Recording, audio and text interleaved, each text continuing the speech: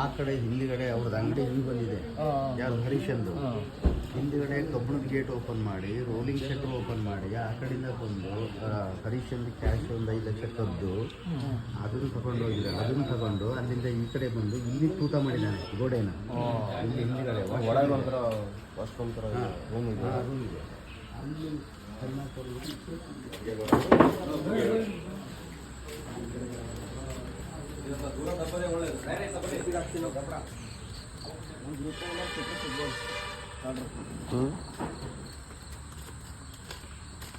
ಅಲ್ಲಿ ಸ್ಥಳ ಮಕ್ಕಳು